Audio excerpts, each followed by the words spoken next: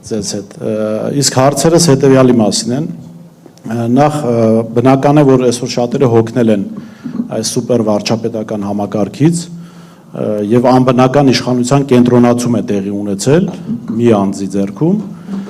Դուք ինչպես եք տեսնում, արդյոք ապագայում, երբ փոխվի իշխանությունը, պիտի վերանայվի այս մոտեցումը, մի քիչ վերաբաժանում արվի լիազորությունների, իրավունքների։ Եվ երկրորդ հարցս, երբ որ այսպես անդադ ձեզ կառավարման տարիների մասին են հարցնում, ես էլ այդ մասով մի հարց ունեմ, երբ հետադարձ նայում եք, կասեք 3 պաշտոնյայի անուն, ում հիմա որ նայում եք չեք նշանակի այդ բարձր պաշտոններին։ Հիմա այդ վերջի հարցը մի քիչ դժվար է, որտեղ մարդիկ կան, որ հիմա չկան, կոպիտ ասած, հիմա ես օբյեկտիվ չեմ լինելու, որտեղ հասկանում եք, մեր ավանդույթով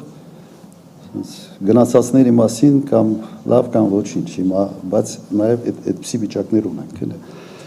հիմա նայեք, այս համանadrությունը իսկապես պրոբլեմ դառավ երկրի համար։ Չեմ կարծում, որ համանadrության հեղինակները մտածել են, որ այսպես է կարող լինել, չեմ կարծում, որ դա հատուկ էր արված եւ ամենից մեծ խնդիրը, որ անսահման հնարավորություն է տալիս գործադիր իշխանությանը ձևավորել բոլոր իշխանության ճյուղերը։ Եվ ամենից մեծ պրոբլեմը դատական իշխանությունն է այսօր։ Որտեղ դատական իշխանությունը պետք է լինի հակակշռողը։ Այն իշխանությունը, որը թույլ չտա այդ բեսպրեդելը, որ այսօր մենք տեսնում ենք ամեն քայլափոխել։ Հիմա նայեք, ձևավորվել է մոնոիշխանություն։ Մեկ կուսակցություն խորհրդարանում ունի մեծամասնություն։ Բոլորը ընդունում ենք նաև իրենք են ասել ինքնահռչակ ուսապարկեր են։ Ես չեմ դա ասել։ Մեջբերում են։ Հիմա պարզ է, որ բոլոր քվեարկությունները որոշում է մեկ մարդ, վարչապետը, թե ոնց քվեարկեն ում համար։ Եթե այդպես չլիներ, Արմեն Դանիելյանը չէր կարող ընտրվել դատավոր Արմեն Դանիելյանը Վճռաբեկ դատարանի դատավոր։ Ուղղակի անհնար կլիներ։ Հիմա ինչ է կատարվում։ Սահմանական դատարան, սա գալիս են խորհրդարանով են անցնում։ ԲԴԽ գալիս են խորհրդարանով են անցնում։ Վճռաբեկ դատարան գալիս խորհրդարանով են անցնում։ Խորհրդարանում իրենց օգտին քվեարկում է ԿՊ-ն, ԿՊ-ի որոշումը քվեարկության կայացնում է վարչապետը։ Սա նորմալ չի։ Սա նորմալ չի, սա հնարավոր չի, սա ով նստի այդ աթոռին, եթե խղճի կորուստ ունենա, ուրեմն մի քանի տարվա ընթացքում բերելով է մոնոիշխանություն եւ խորհրդարանում եւ դատական համակարգում։ Ով էլ լինի, ասեմ, եթե զուտ կորցնի իր խիղճը, էլի։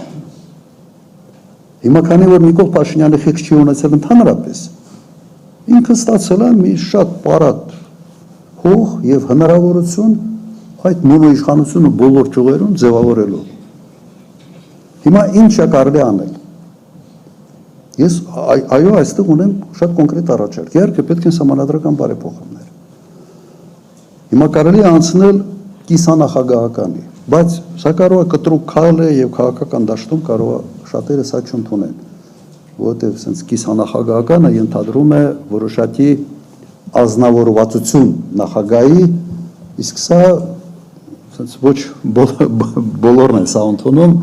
հատկապես ոչ բոլոր կուսակցությունները։ Հիմա նայեք, կարող է լինել խորհրդարանական երկիր, բայց նախագահ ընտրվի ժողովրդի կողմից, ոչ թե խորհրդարանում։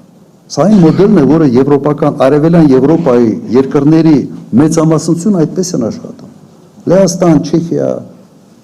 Սլովակիա, համարյա Բուլղարիա, Ռումինիա եւ բոլորը այդպես են, բացի 2 երկրից թե 3 երկրից։ Եվ դատական իշխանության ձևավորման մի կոմպոնենտ մտնի նախագահ, որը ունի եւս առաջնային մանդատ։ Տարբերակ 1, տարբերակ 2, փոխել քվեարկության ձևը։ Ես օրինակ առաջարկեի եւ ինչ կկիրառեի, օրինակ ԲԴԽ-ի անդամը ընտրվում է խորհրդարանի կողմից հետեւյալ մոդելով, ոչ թե պարզ մեծամասնությամբ, այդ պարզ մեծամասնությունը պետք է ներառի բոլոր ֆրակցիաների առնվազն կեսից ավելը, քվերկեն ՊՏԽ-ի անդամի համար։ Հասկացաք։ Ոչ թե մի մեծամասնություն մի անգամից 51% հավաքում է եւ Արմեն Դանիելյանը դառնում է Վճռաբեկ դատարանի նախարար։ Նույնը անել Վճռաբեկ դատարանի նկատմամբ, նույնը անել Սահմանադրական դատարանի դատավորի ընտրության հետ կապված։ Մի անգամից հարցը լուծում է։ Միգուցե դրա համար պետք է չի անել հանրաքվե, ուղղակի իրավաբանները պետք է ասեն։ Կրկնեմ այդ մոդելը։ Դատական համակարգի այդ կարևորագույն ինստիտուտների ընտրությունը անել հետևյալ կերպ։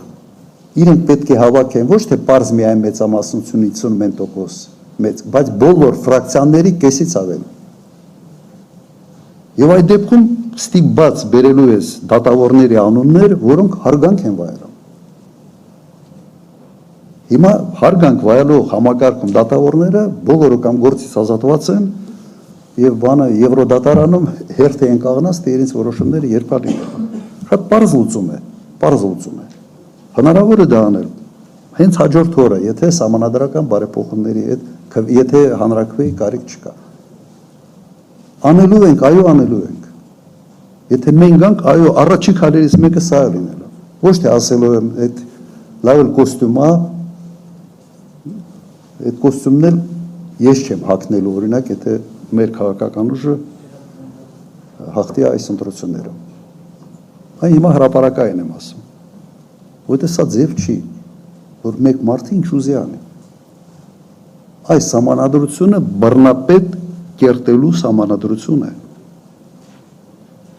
Բայց կրկնեմ, համոզված եմ, որ սահմանադրության հեղինակները չեն մտածել, որ կա նաև նման երևույթ, էլի, որ կարող է լինի ԿՊ, որը ընդունում են, որ իրենք ուսապարկ են։ Բայց ինքը այդ պայմանները ստեղծում է այս սահմանադրությունը եւ սա մեծ պրոբլեմ է։ Այ առաջարկս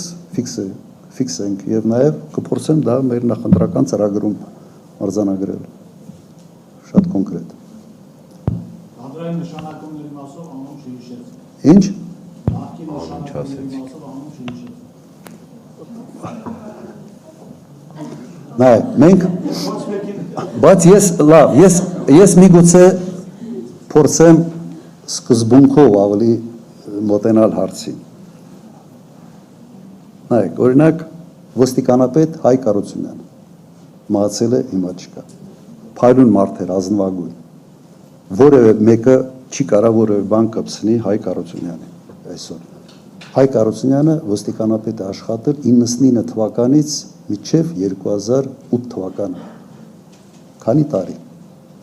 Ոչ թմրամոլություն կար այն ժամանակ այս ծավալի, ոչ գողություն, ոչ այդ այլ անդակությունները, որը այսօր ամեն քայլափոխին են։ Դպրոց է մտել արդեն։ Թմրամոլությունը մտել է դպրոցներ։ Քանի ոստիկանապետ է փոխվել այս 8 տարվա ընթացքում։ 6 թե 7։ Սա այն պաշտոնը չի, որտեղ դու կարող ես sense բանի պես էլի, sense վատ երազ ես տեսել, ինչ որ մեկը ականջիդ բանա փսացել, գնում ես ոստիկանապետ ես փոխել։ Կամ անվտանգության ծառայության պետ, քանի օքի է փոխվել։ Եվ այսպես շարունակ։ Գյուղնախարար, օրինակ Լոքյան Դավիթ 90 քանի թվականից քանի տարի աշխատել։ Եթե հաջող մարդ այդ պաշտոնի պիտի իսկապես երկար աշխատի, իր փորձը պիտի կամես օգտակար պետք է լինի երկրի համար։ Եթե կայունության տեսանկյունից վերցնես, այսօր SMS-ով դու կարաս BDԽ-ի անդամ փոխես, SMS-ով դու կարաս հակակոռուպցիոն կոմիտեի նախագահ փոխել։ Դու եթե այդ պատգամավորները, նայեք, կոռուպցիան դա իշխանության հանցագործությունն է։ Դու պիտի իշխանություն ունենաս կոռուպցիայի մեջ, այդ իշխանությունը պիտի օգտագործես, դրա անունն է կոռուպցիա։ Հիմա եթե այդ նույն իշխանությունը ձևավորում է հակակոռուպցիոն կոմիտե միայնակ, ինչ կոռուպցիայի դեմ պայքարի մասին ընդհանրապես կարող խոսք լինել։ Կամ պիտի օրենքով որոշում լինի միայն ընդդիմությունն է, այսպես ասենք, այդ ձևավորման մասնակցում եւս տարբերակ է կամ այն մոդելը, որը ես ասացի։ Երևի այսքանը։ Ռադար միկրոֆոնը, ռադարը